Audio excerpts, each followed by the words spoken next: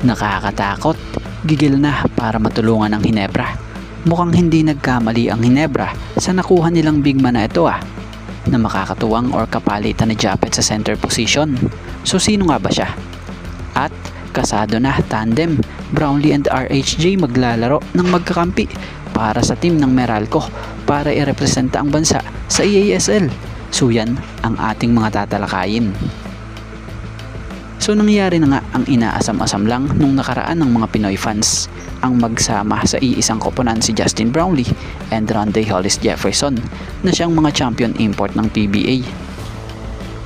So batay sa latest na report kinuha ng Meralco Bolts ang dalawang champion import na to at mga PBA best import na sila Justin Brownlee and Rondé Hollis Jefferson.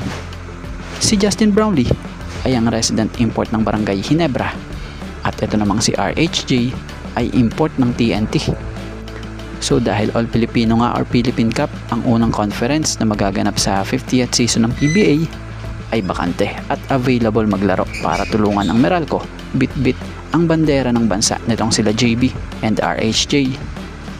So si Brownlee, siya yung kukuha ng naturalized spot for Bolts at si Rondé Hollis Jefferson naman ay siyang option to sign a second import under AEASL rules. So sa pagsasanib puwersa nga ng dalawa sa iisang team, nasisiguradong makapagbibigay ito sa team ng Meralco ng firepower. So mukhang bubuhos talaga ng todo ang Meralco Bolts sa EASL dahil nag-iisa nga itong Philippine team na maglalaro sa EASL na siyang mag-uumpisa nga po sa paparating na Oktubre 8. So ang team nga po ng Meralco Bolts ay nasa Group B kasama ang team ng Ryukyu Golden Kings mula sa Japan B-League, Macau Black Bears at Taoyuan. So kaya naman ine-expect nga po sa dalawang dominant import na to sa PBA ay makapagbigay sa Meralco Bolts ng instant impact. At mapunta naman tayo rito sa big man ng Barangay Hinebra. So matatandaan namang nagbigyan ng Barangay Hinebra ng 1-year contract extension etong si Isaac Go after hindi ito makalaro sa mahabang panahon din dito para sa team dulot ng naging ACL injury nito. At ngayong okay na nga siya, handa nang suklian ni Isaac Go yung tiwalang binigay sa kanya ng nasabing team.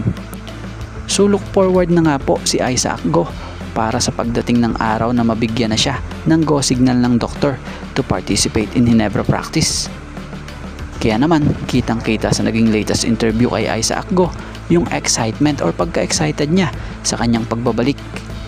So parang nangako nga itong si Isaac Go batay sa kanyang nasabi na gusto niya nga raw isukli yung trust na binigay sa kanya ng Hinebra matapos siyang kunin noon via trade. So hindi pa nga raw po niya napapakita kung ano yung kaya niyang gawin na siyang sobrang excited niya nga raw po maipakita dito. So gustong gusto talagang ibigay ni Isaac Go para sa Hinebra yung reward na tinutukoy nito. So kumbaga base sa pagkakaintindi natin at opinion natin sa gusto nitong si Isaac Go na iparating, may ibubuga pa nga po talaga yung laro niya. Yun bang ipapakita niya nga raw po sa pagbabalik niya yung total performance niya ng paglalaro para sa Hinebra. So asahan mo na maaaring mas nakakatakot na big man na Isaac Go na ang ating makita sa kanyang pagbabalik Hinebra at pagbabalik hardcourt dahil sa nalalapit na nga po talaga, dahil sa tunay na nalalapit na nga po talaga ang pagbabalik niya.